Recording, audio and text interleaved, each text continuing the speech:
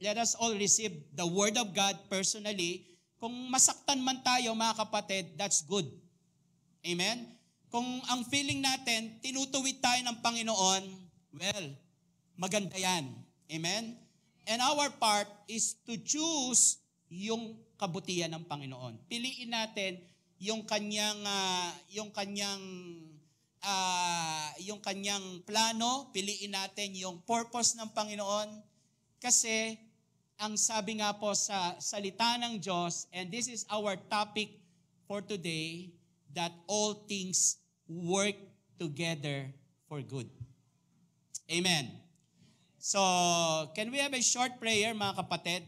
Yumuko po tayo at tayo po ay manalangin. Thank you so much, Lord. We give you all the praises, all the worship, Panginoon.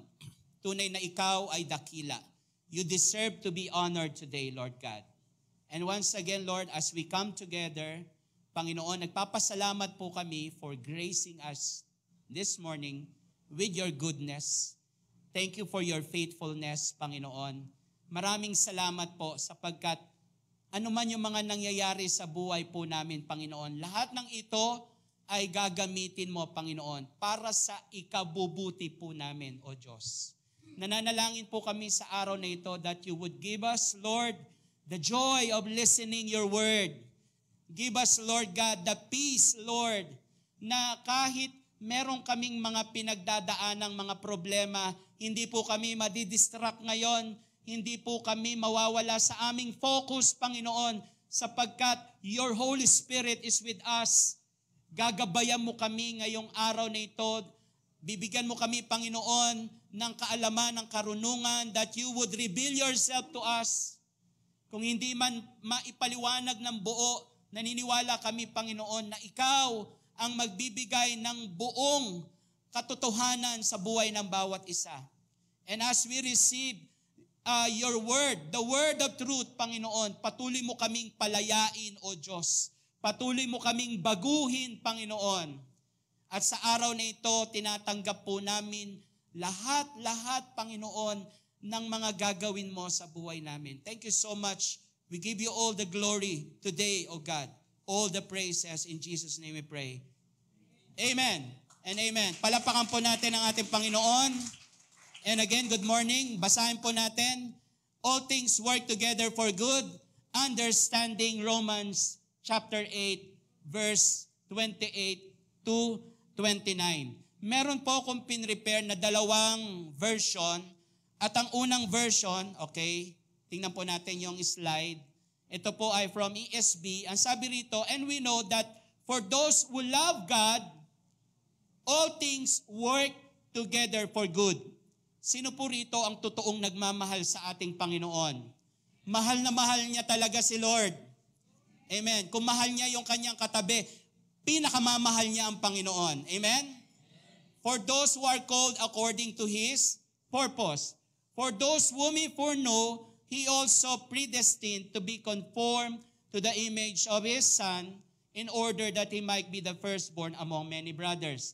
Another version, ang sabi doon sa NLT, that is New Living Translation, ang sabi doon, and we know that God causes everything. Sabihin po natin, everything. Lakasan po natin, everything. To work together for the good of those who love God and are called according to His purpose. Let's say purpose. Purpose, once again. For them. For God knew His people in advance, and He chose them to become like His Son, so that His Son would be the firstborn among many brothers and sisters. In Tagalog, basahin po natin, alam natin sa lahat ng bagay ay gumagawa ang Diyos para sa mabuti kasama ang mga nagmamahal sa Kanya. Silang mga tinawag ayon sa Kanyang layunin, sapagkat sa mula't mula pa'y alam na ng Diyos kung sino ang magiging Kanya at ang mga ito'y pinili niya upang maging katulad ng Kanyang anak. Sa gayon, siya ang naging panganay sa lahat ng maraming magkakapatid. Diretso na po tayo sa ating main idea. Okay? Main idea. If you are marked out by His purpose. Sino rito ang naniniwala na merong purpose si Lord sa kanyang buhay? Taas ang kamay. Yon. Ang sabi rito, God is working out His ways and His will to bring Him glory and to achieve what is ultimately good for you. Naniniwala po ba tayo na walang ibang gagawin si Lord? Wala siyang ibang dadalhin sa buhay mo. Puro kabutihan mo, kapatid. Basahin natin yung Tagalog nito. Ang sabi rito, kung ikaw ay natatakan sa pamamagitan ng kanyang layunin, ang Diyos ay gumagawa ng kanyang mga kaparaanan at kanyang kalooban upang magdala sa kanya ng kaluwalhatian at upang makamit kung ano ang sa huli ay mabuti para sa iyo. Ibig sabihin, sa simula hanggang sa dulo, hanggang sa huli, hanggang sa pagtatapos ng buhay mo, Bril, pass. Ibig sabihin nito, lahat ng magaganap, lahat ng mangyayari ay para sa kabutihan mo. Amen.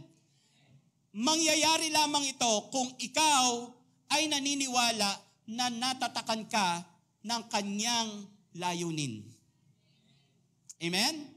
Kanina dinideclare po natin, I am blessed, I am called, I am healed, I am whole. Amen? Ano pa? I am what? Highly favored. Wow! That's a beautiful declaration. Highly favored. Araw-araw, yung favor ni Lord nasa iyo. Amen? And I am anointed by God. Huwag niyong tingnan na yung mga preacher lang ang anointed. Di ba? Huwag niyong hangaan, wow, napaka-anointed naman ni Pastor. No. All of us are anointed by God. Kasi tinatakan tayo ng kanyang layunin. Nasa atin ang kanyang Holy Spirit. Amen? At kaya nangyayari ang mga bagay na ito upang dalhin po tayo sa kanyang kalooban. Amen? Very short, mga kapatid. Ipinasok ko po yung part na ito sapagkat ito po ay isa sa mga realidad ng buhay. I have here 3 case study. Okay, magkakaroon po tayo ngayon ng case study. Okay, gusto ko pong basahin ito and then mamaya dadalhin natin siya sa magandang perspective. Okay, titingnan po natin yung buhay natin sa pananaw, sa paningin ng Diyos. Now, let's see the first case study. Tingnan po natin. Ang sabi po rito, a young boy goes with his church youth group on an outing. That night, he comes down with a fever. Wow, nakakalungkot naman. The next morning, he has trouble breathing and his mother calls the doctor. By the time the ambulance gets there, he has stopped breathing. The doctor does everything he can. The boy dies from a bacterial infection. Case number 2. A man feels the call of God to go into the ministry. A certain man. He leaves his good job and moves to a distant city to enter a seminary. His wife takes a job to help him make it through. He's in his last year now. Wow.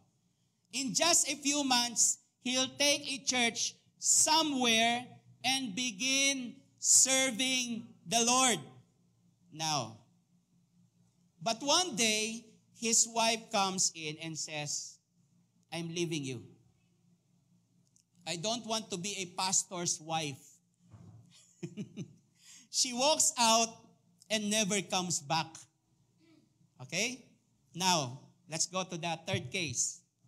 Case number 3. Ito naman isang police. No? A policeman stops a man known to be a drug dealer.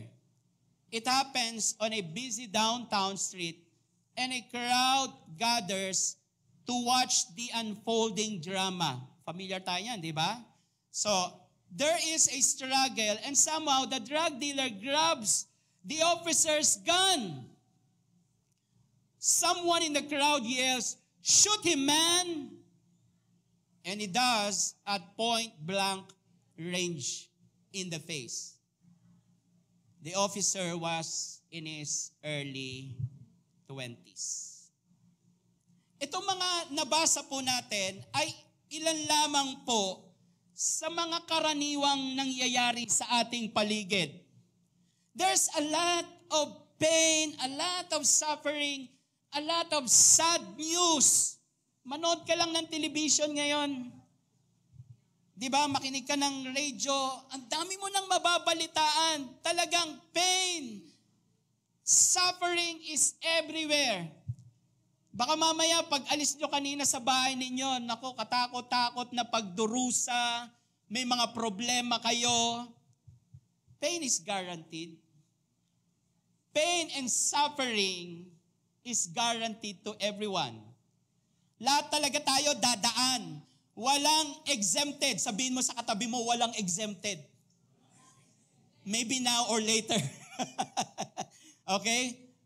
Pero mga kapatid, itong mga pain, suffering, heartache, disappointment, discouragement, even your sickness, your illness, even your success, your victory, lahat ng ito, mga pira-pirasong mga nangyayari sa buhay mo, iipunin ng Panginoon yan. God is working. Huwag mong tingnan, do not isolate them, na pag dumating sa'yo, parang ang dating, pinagtaklubang ka na ng langit at lupa. Hindi po ganon. Are you listening? Ang isa po, okay, alam nyo, isa sa mga karanasan ko, one of the hardest counseling issue na experience ko is to help people to see the goodness when they suffer. Amen? Every time na meron po akong mga counseling at mararamdaman mo dun sa tao na yon na ganun katindi yung kanyang pinagdadaanan, okay? Talagang para sa kanya hindi niya makita yung purpose, hindi niya makita yung magandang layunin ng ating Panginoon. Sino naman ba makakapagsabi na mabuti ang magkasakit ka? Hello, are you listening? Sino makakapagsabi na mabuti o maganda na magkaroon ka ng cancer? O di kaya ay mamatayan ka ng mahal mo sa buhay? O di kaya ay makapatay ka? O iwanan ka ng asawa mo? O di kaya ay isang mabigat na trahedya na dumating sa buhay mo. So, itong passage na ito, it encourage us how God is working in our good. Amen. Now, let's continue mga kapatid.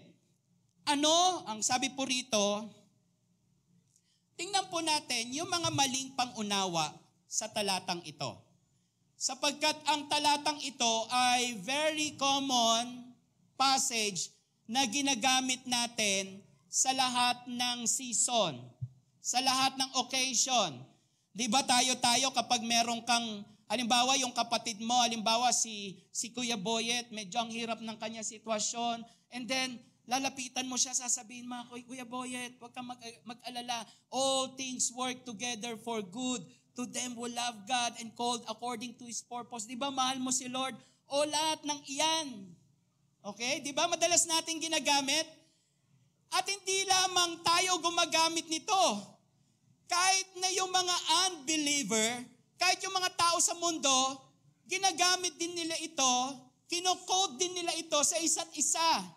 But remember, this passage is a conditional promise. Hindi pwedeng gamitin ng lahat ng tao. Ang pwedeng gumamit lamang nito ay sino? Mga anak ng Diyos. Tingnan mo yung katabi mo. Sabihin mo sa kanya, anak ka ng Diyos. Amen? Ito po yung maling pangunawa sa talatang ito. Unang-una, ang Diyos ay gumagawa upang ang lahat ng bagay ay mangyari ayon sa iyong kagustuhan. Hindi pwede at hindi maaaring mangyari na gagawa ang Panginoon at sasabay siya sa gusto mo. Pangalawa, ang Diyos ay gumagawa upang ang lahat ng bagay sa mundong ito ay magkaroon ng masayang katapusan. Hindi rin po totoo, sapagkat marami po ang nagtatapos na malungkot. Malungkot yung kanyang katapusan. Ibig sabihin, sa araw na ito, bibigyan po natin siya ng liwanag. Ano ba ang ibig sabihin ng all things work together for good? May 3 bagay pong nakapaloob sa mga talatang ito. Unang-una, yung pangako ng Panginoon, God's promise. Sabihin po natin, God's promise. Louder, sabihin natin, God's promise. Pangalawa, God's purpose. At pangatlo, God's process. 3 pong piyan. Promise, purpose, and process. Simulan po natin si promise. Ito po yung promise. Okay? Ano yung promise? Ayan, upang maunawaan natin itong talatang ito, suriin natin ang bawat parirala na naglalaman ng pambihirang pangako. Tama naman, parirala.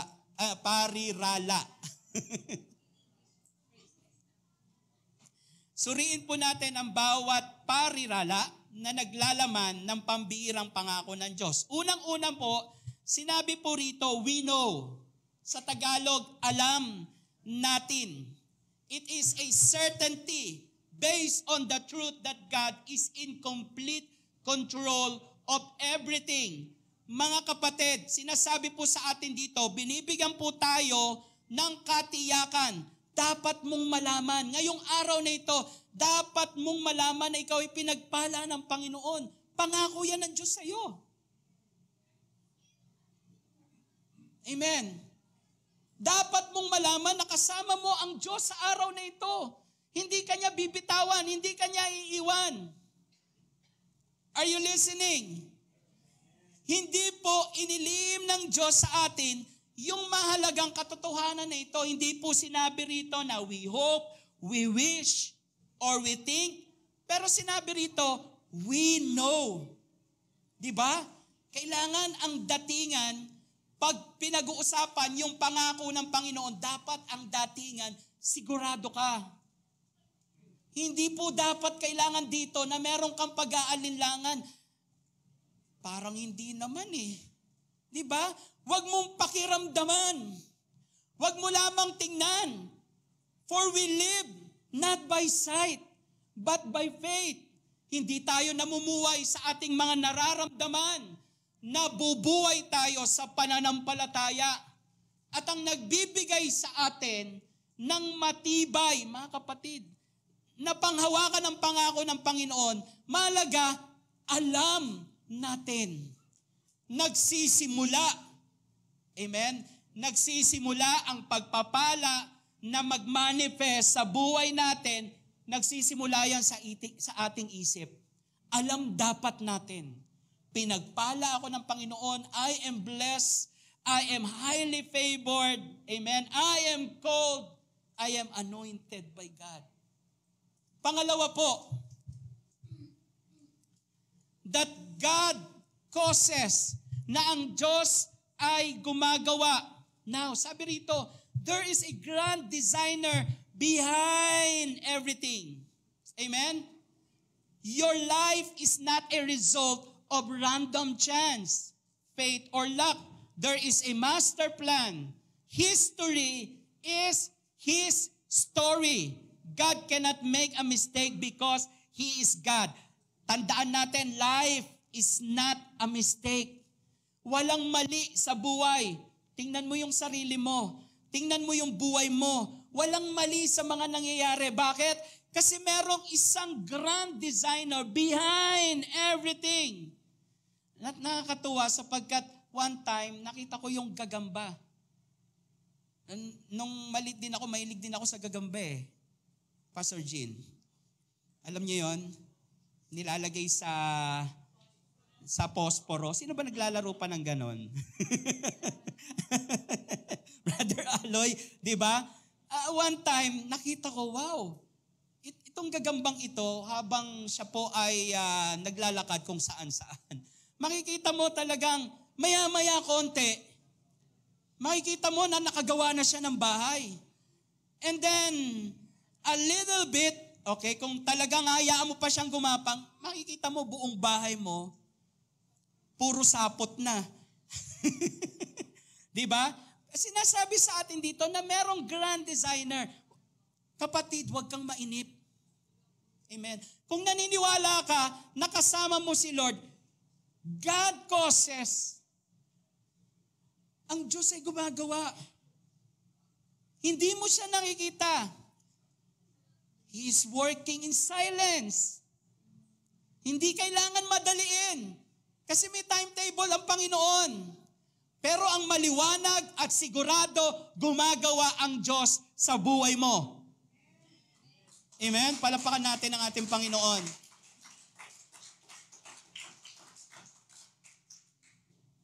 Wala pong swerte. Huwag kayong maniwala sa swerte. Malas yun. Amen? Ang tamang salita para sa atin, pinagpala. Sabihin mo sa katabi mo, pinagpala ka ng Panginoon. Number 3. Okay? Pangatlo na po tayo. Everything. Sabihin po natin everything. Upang ang lahat ng bagay, God's plan for your life involves all that happens to you. Lahat ng nangyayari sa iyo, including your mistakes, your sins, your hurts, kahit na yung mga nararamdaman mo ngayon, yung utang mo sa Bombay, even the disaster, kahit na yung mga mahal mo sa buhay na namatay na, God can bring good out of the worst evil. Di ba? Ang sabi nga ni Joseph, nung siya po ay naging governor ng Egypt, ang sabi niya, you meant it, okay, for evil, but God meant it for good. Ano man ang ihatid sa atin na kasamaan ng sakit o pagdurusa ng mundo o ng paligid natin o ng buhay na ito, mga kapatid, lahat ng ito ay nasa ilalim ng disenyo ng Panginoon. Binigyan kanya ng magandang disenyo. And this design is exclusively just for you. Huwag mong tingnan yung katabi mo. Di ba? Buti pa to si Annalyn, di ba? Paupo-upo na lamang. And then, at the middle of the month, talagang sa sahod na lang, di ba? Ng mga 5 digits, di ba? Di ba? Mga kapatid, your life is different. Huwag mong tingnan yung katabi mo. Don't even compare yourself sa katabi mo. Buti pa siya pinagpapala, di ba? Buti pa siya nakabili ng ganito. Buti pa siya may bagong bahay, may bagong sasakyan, di ba? Buti pa siya meron ng bagong negosyo. Ako nga. Walang-wala. Kapatid, kung anak ka ng Diyos, hindi ka nakanganga.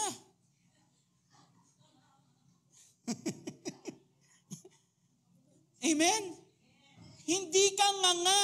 Kasi ang anak ng Diyos, binubusog lagi ni Lord araw-araw.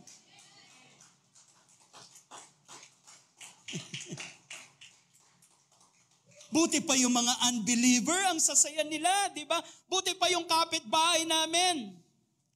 Tandaan mo lahat ng bagay. Isama mo na yung kapitbahay mong makulit. Walang ginawa kundi mag-video okay, buong magdamag. Maingay, naiinis ka na, gusto mo ng patulan. Isama mo na yan. Pastor, pinatulan ko na nga eh. Anong ginawa mo? Nilabas ko rin yung video okay ko. Tinapatan ko rin. Mas malaki yung speaker ko. At kinantahan ko sila. I did it my way. O, diba? Dan. O, kita mo, Pastor? 100. Sila hanggang 50 lang. Okay, let's continue. Number 4. To work together ay magkakalakip, not separately or independently. The events in your life work together under God's plan. They are not isolated acts but interdependent.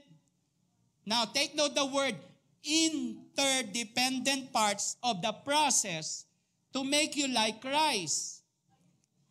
If you will give to God all your distasteful, unpleasant experience, He will blend them together for good. Wow!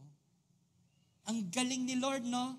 Yung mga nangyayari sa iyo, huwag mong tingnan as an isolated event. Huwag mo siyang tingnan na pira-piraso.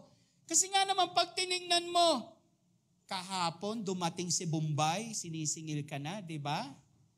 Kaninang umaga, nawalan ka ng gas, di ba? Di ba? Tapos may sakit pa yung anak mo. Huwag mong tingnan na pira-piraso. Tingnan mo ito, kahit hindi maganda sa paningin mo, or these are all unpleasant experience, ang sabi rito, He will blend them together for good. It's the same thing in preparing a cake. Ano ba yung mga sangkap ng cake? Harina, ano pa? Egg, ito, master ni Annalyn to. Egg, ano pa? Tubig, asukal, di ba? Kung iisa-isain mo yon, titikman mo yung harina, di ba? Baka mamaya mabulunan ka, di ba? Yung asukal, baka maging diabetic ka, di ba? Pero once this ingredient, you blend it together, pinagsama-sama mo ito, di ba? Inilagay mo ito sa oven, di ba? Nakakagutom, di ba?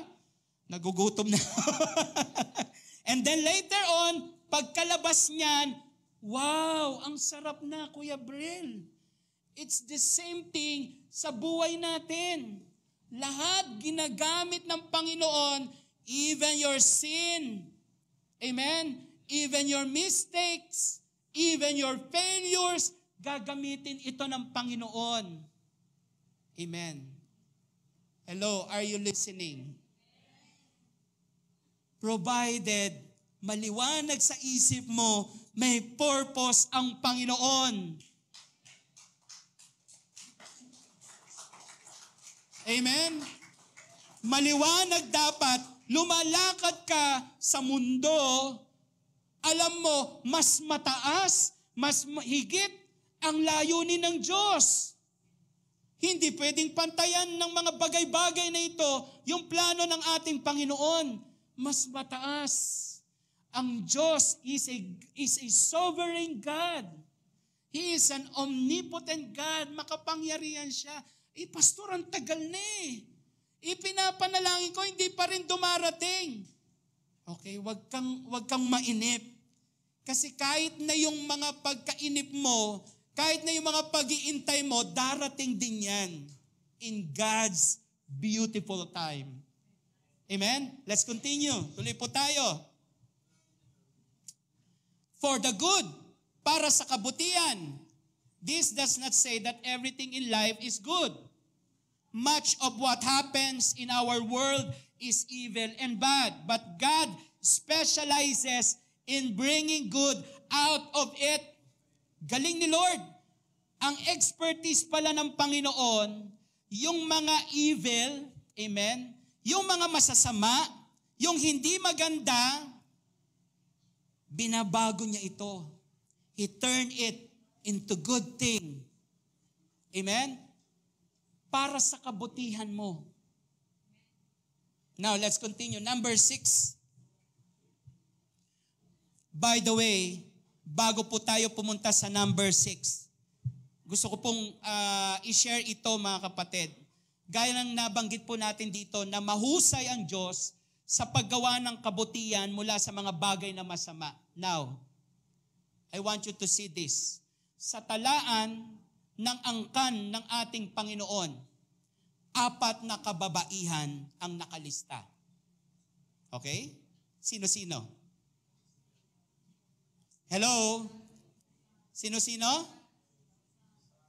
Sa talaan ng Panginoon, 4 na babae ang nakalista. Tamar, Rahab, Ruth. Okay, kahit na si Bathsheba ay hindi directly na nakasama kasi siya po ay wife ni Uriah, Bathsheba. Now, tingnan po ninyo itong 4 na kababaihan na ito. Ano ang makikita po ninyo? Si Tamar, inakit po niya yung kanyang biyanang lalaki upang magdalang tao. Correct?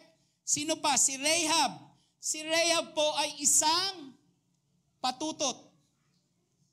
Ano ang patutot? Daddy Dan? Prostitute. Bayarang babae. Si Ruth po ay hindi isang Hudyo. Siya po ay lumabag sa batas nang siya ay makipag-isang dibdib sa isang Hudyo. Si Bathsheba naman po ay nahuli or ay nangalunyang kasama si David. At ito ang naging dahilan kung bakit napatay yung kanyang asawa.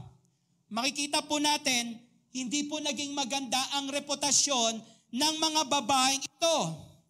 Pero sa kabila po ng lahat, kasama sila sa talaan ng Panginoon at kahit ang mga babaeng ito, naging bahagi sila ng kasaysayan ng ating mundo. Hindi man naging maganda ang naging ambag nila, pero ginamit ng Panginoon para maipatupad ang layunin at ang magandang panukala ng Diyos sa sangkatauhan. Kung hindi isinama ito sila Tamar, si Ruth, si Rahab, isinama lang natin yung mabubuti. Diba? Sa palagay ninyo ay makakabuo tayo ng magandang kasaysayan?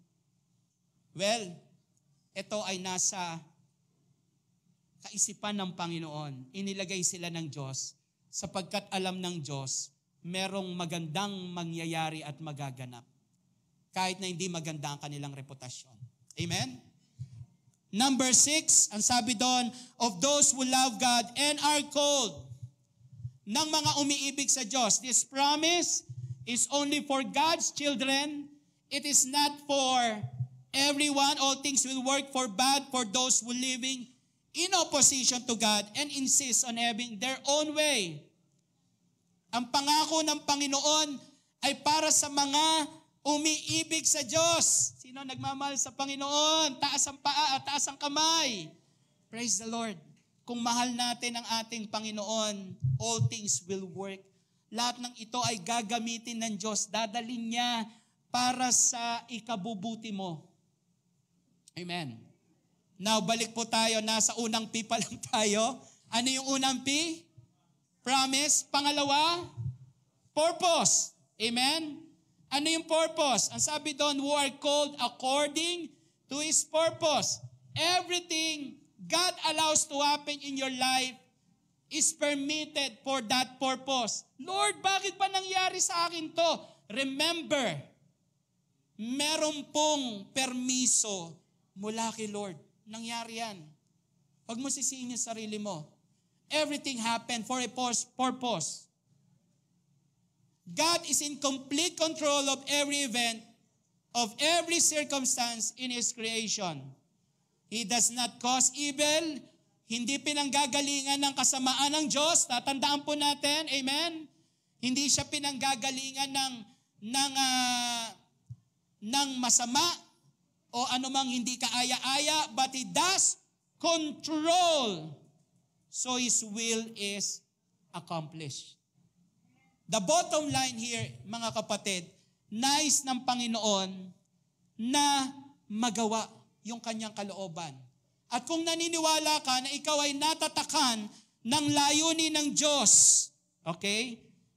Mga kapatid, sinasabi po sa atin dito, balikan po natin yung ating main idea. Kung ikaw ay natatakan ng kanyang layunin, ang Diyos ay gumagawa ng kanyang mga kaparaanan at kanyang kalooban upang magdala sa kanya ng kaluwalhatian at upang kung ano ang sauli ay mabuti para sa iyo. Amen po ba? And last, the process.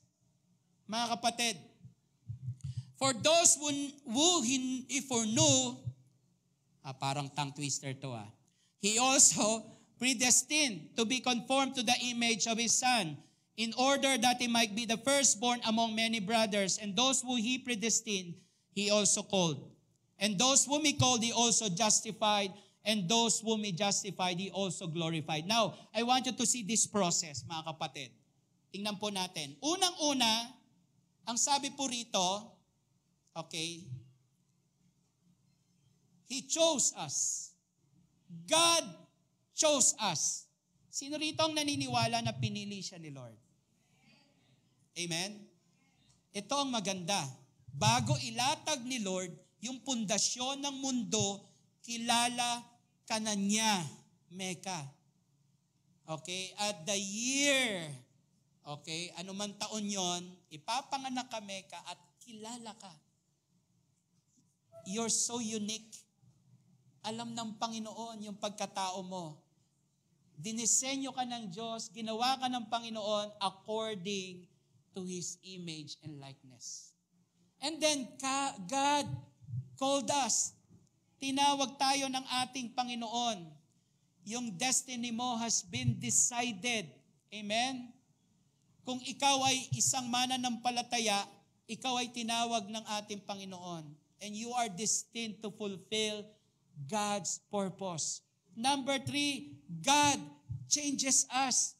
Binabago tayo ng ating Panginoon. Mga kapatid, tandaan po natin yung process ng Panginoon habang tayo ay nasa mundong ito. It's katulad po ito ng isang manlililok. Tayo ay tinatanggalan, inaalisan niya tayo ng mga bagay-bagay sa buhay natin na hindi nararapat. Why? Bakit ginagawa ng Panginoon ito? Because God is changing us. Kung meron mang sitwasyon na dumating sa atin, and then, yung response natin, imbis na tayo ay manalangin, tayo po ay magpuri sa Panginoon, ang ginagawa natin, nagre-reklamo tayo, Lord, bakit ganito ang buhay? Then, kung naniniwala ka na ang Panginoon ay nasa buhay mo, God will teach you. Anak, hindi dapat ganyan. Okay? Huwag kang magreklamo kung ang ulam mo ay pangat. Amen? Ano yung pangat? Pangatlong, may bago na pala. Amen? Hindi lang pangatlong init. Pang-apat na araw na po, pastor. Amen? Kahit na pang ilang araw yan. Tama po ba? Ang malaga, pasalamatan mo ang biyaya ng Panginoon. Amen? Then, God cleanse us. God complete us. Maganda po nito, mga kapatid. Sabi nga po sa kanta, He who began a good work in you. Tuloy mo, Annalyn. He'll be faithful to complete it. Amen? He who start a good work, He'll be faithful to complete it in you. Ibig sabihin po nito, anuman ang sinimulan ng Diyos sa buhay mo, Kuya Lugin, Kuya Boyet, tatapusin yan ni Lord. Walang pwedeng humarang. Walang pwedeng magsabi sa inyo, tigil na kayo. Tama? Hanggang dyan ka na lang, Kuya Boyet. No way. Kasi sabi ni Lord, tumuloy ka hanggang dulo. Lord, ang hirap sasamahan kita. Lord, paano ba ito? Dami kong babayarin. O sige, ako magbabayad para sa iyo. Diba? So remember that.